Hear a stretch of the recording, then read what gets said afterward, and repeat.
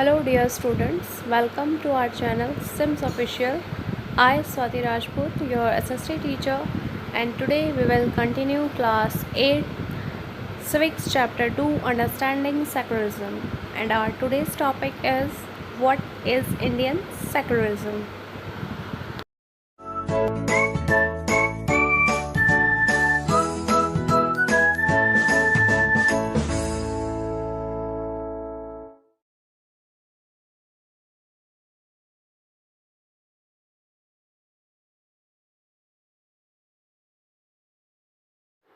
In what way is Indian secularism different from that of other democratic countries? So, student, in this paragraph, we will discuss how the Indian secularism are differ from other democratic countries. It means world में जितने भी democratic countries हैं तो कैसे जो हमारा Indian secularism है वो उन कंट्रीज से डिफरेंट है, क्या क्या उसमें ऐसी बातें हैं जो उसको अदर कंट्रीज से अलग करती हैं. Some of above objectives are similar to those that have been included in the constitution of secular democratic countries in other part of the world. देखिए स्टूडेंट, ऊपर हमने अभी जो इससे पिछले वाले टॉपिक में पढ़ा था, जितने भी ऑब्जेक्टिव्स हमने पढ़े थे सेकुलरिज्म के लिए, कि अगर कोई कंट्री सेकुलरिज्म है तो उन्हें उन 3 ऑब्जेक्टिव्स को फॉलो करना चाहिए, जिसमें कि पहला ऑब्जेक्टिव ये था कि कोई भी एक जो रिलीजन कम्युनिटी है वो दूसरी रिलीजन कम्युनिटी को डोमिनेट ना करे. तो इस तरह के जो भी हमने 3 ऑब्जेक्टिव्स पढ़े थे, तो उन तीनों ही ऑब्जेक्टिव जो हैं वो जितने भी आपकी सेकुलरिज्म डेमोक्रेटिक कंट्रीज़ हैं उन सभी के कॉन्स्टिट्यूशन में दिए गए हैं. मतलब सभी डेमोक्रेटिक कंट्रीज़ के कॉन्स्टिट्यूशन में इस तरह के ऑब्जेक्टिव हमें देखने को मिलते हैं. For example, the first amendment of the US constitution prohibits the legislature from making laws respecting an establishment of religion or that prohibit the free exercise of religion. देखिए हम यहाँ पर एक अमेरिका का एग्जांपल देखते हैं कि जो अमेरिकन कॉन्स्टिट्यूशन है उसमें जो अमेंडमेंट किए गए थे, तो उस अमेंडमेंट के ज़रिए जो आपका लेजिस्लेचर है उसको ऐसे लॉज बनाने से रोक दिया गया था जो कि आपके religion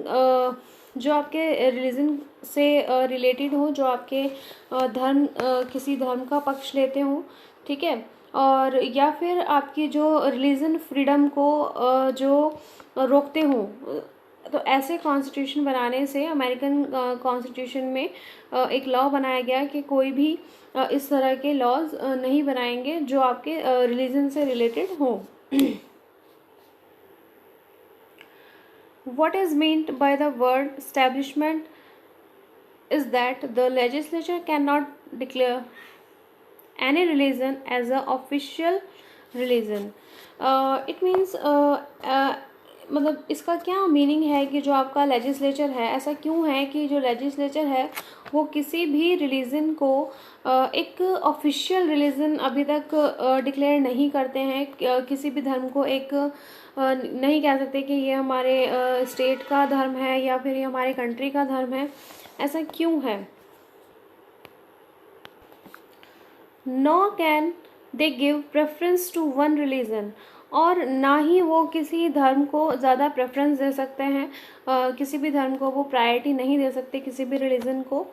In the USA, the separation between state and religion means that neither the state or no religion can interfere in the affairs of one another. अगर हम USA की बात करें, यूनाइटेड स्टेट ऑफ अमेरिका की बात करें, तो वहाँ पर जो स्टेट्स और जो रिलीजन है उनमें जो सेपरेशन है वहाँ पर, मतलब वहाँ पर अगर हम धर्म की और राज्य की बात करें तो वहाँ पर जिस तरह का सेपरेशन है, तो वहाँ पर ये होता है कि वहाँ पर जो स्टेट है वो रिलीजन के किसी भी मामले में इंटरफेयर नहीं करता है, और ऐसी जो रिलीजन है वो स्टेट के किसी भी तरह के मामले में किसी तरह का कोई दखल कोई इंटरफेयर नहीं करते हैं. मतलब दोनों अपने अपनी जगह अपना वर्क करते हैं। ना ही स्टेट किसी धर्म से रिलेटेड मामले में कुछ बोलते हैं और ना ही जो रिलीजियस कम्युनिटी है वो स्टेट पावर के बारे में या स्टेट से रिलेटेड कोई बात रखती हैं अपनी। ठीक है।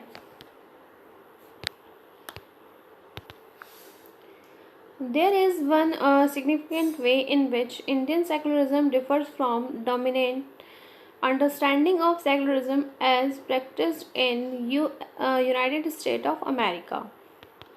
देखिए स्टूडेंट, अभी जो हमने ऊपर पैराग्राफ पढ़ा उसके बिहाफ पर हम ये कह सकते हैं कि इंडियन सेकुलरिज्म और आपका जो यूएसए में जो सेकुलरिज्म है उसमें सिर्फ एक ही डिफरेंस हमें देखने को मिलता है। This is because like the strict separation between religion and the state in American secularism, in India secularism the state can intervene the religious affair. हमने यूएस के बारे में पढ़ा कि वहाँ पर यूएस में क्या है कि यूएस में स्टेट और रिलीजन को बिल्कुल सेपरेट रखा गया है। वो दोनों एक दूसरे के अफेयर्स में इंटरफेयर नहीं करते हैं। बट अगर हम इंडियन सेकुलरिज्म की बात करें तो इंडिया में जो स्टेट है, जो हमारे राज्य हैं, वो रिलीजियस अफेयर्स में इंटरवीन कर सकते हैं, यानी कि उसमें वो कहीं अपनी बात रख सकते हैं या कुछ रूल्स वगैरह भी बना सकते हैं। ठीक है। तो यहाँ पर इंडिया में क्या है, इंडिया में हम जो स्टेट हैं वो रिलीजियस अफेयर्स में हस्तक्षेप कर सकते हैं, उसमें अपनी बात रख सकते हैं। बट यूएस के जो कॉन्स्टिट्यूशन है वहाँ पर वहाँ के सेकुलरिज्म में ऐसा नहीं है।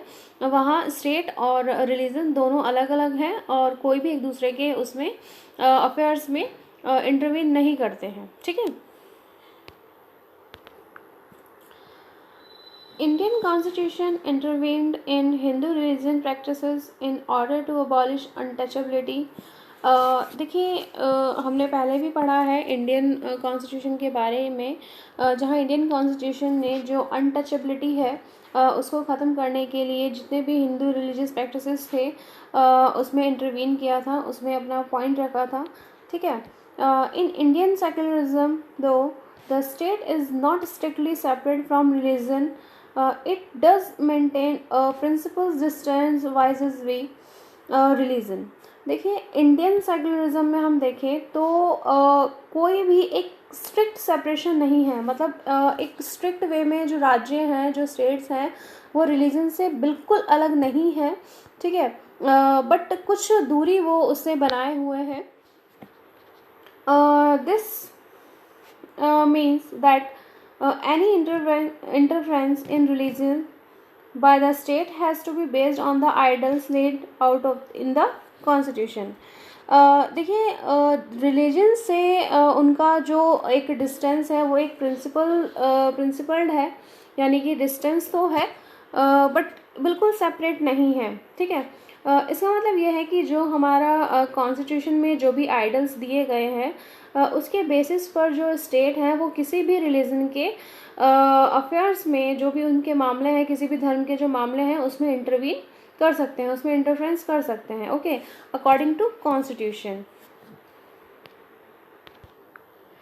these idols serve as a standard through which we can judge whether the state is or is not behaving according to the secular principles.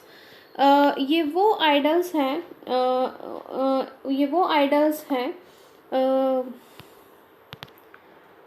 जिनके बिहाफ पर हम ये डिसाइड कर सकते हैं कि जो हमारा राज्य है, जो हमारा स्टेट है, वो एक सेकुलर कंट्री के अकॉर्डिंग बिहेव कर रहा है या नहीं। मतलब उनका जो वर्क है वो सेकुलर प्रिंसिपल्स के अकॉर्डिंग, जो सेकुलर सिद्धांत हैं, सेकुलरिज्म के जो भी बातें हैं उसके अकॉर्डिंग वो वर्क कर रहा है या नहीं।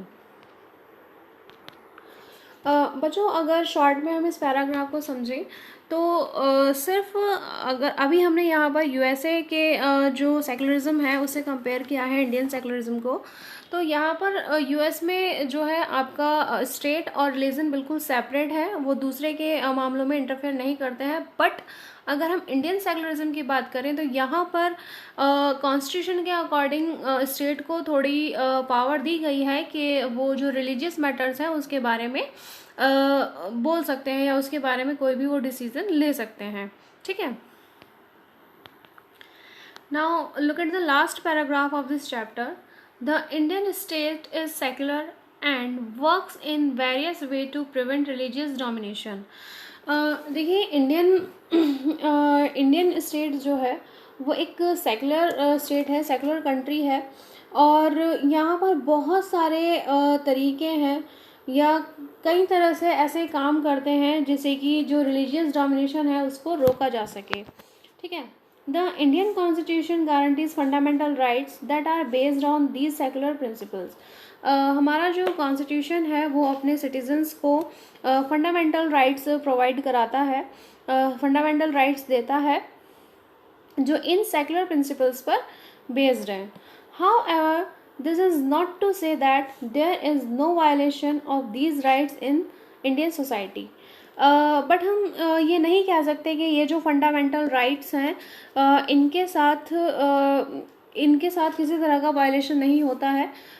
वायलेशन भी होता है कई बार. जो फंडामेंटल राइट्स हैं हमारे उनको इग्नोर किया जाता है गवर्नमेंट्स के थ्रू, लोगों के थ्रू, ठीक है. Indeed, it is precisely because such as violation happen frequently that we need constitutional mechanism to prevent them from happening. तो इसीलिए हमारे जो कॉन्स्टिट्यूशन है उसका एक सिस्टम है और हमारे कॉन्स्टिट्यूशन की हमारी ज़रूरत बनी हुई है कि जब भी इस तरह के राइट्स का कोई भी मानने से इनकार करे या फिर उनका वायलेशन करे तो हम उसको रोक सकें, इस तरह की चीज़ों को हम रोक सकें. The knowledge that such right exists make us sensitive to their violation and enable to us to take action when these violations take place. और जब भी कभी भी ऐसा होता है कि हमारे जो राइट्स हैं वो कोई वायलेशन होता है उनका किसी तरह का, तो इसके अगेंस्ट हम कोई भी स्टेप उठा सकते हैं जो भी हमें कॉन्स्टिट्यूशंस में राइट दिए गए हैं उनके बिहाफ पर. ओके तो स्टूडेंट इस वीडियो में इतना ही. यह चैप्टर हमारा यहीं पर एंड होता है. इस चैप्टर में हमने इंडियन सेकुलरिज्म के बारे में पढ़ा, उसके ऑब्जेक्टिव्स के बारे में पढ़ा कि इंडियन सेकुलरिज्म क्या है, क्या क्या उसके ऑब्जेक्टिव्स हैं, और लास्ट में हमने देखा कि कैसे जो हमारा इंडियन सेकुलरिज्म है वो अनदर वर्ल्ड में जो भी अदर कंट्रीज़ हैं उनसे हमारा जो इंडियन सेकुलरिज्म है वो किस तरह से डिफ़र है. ओके.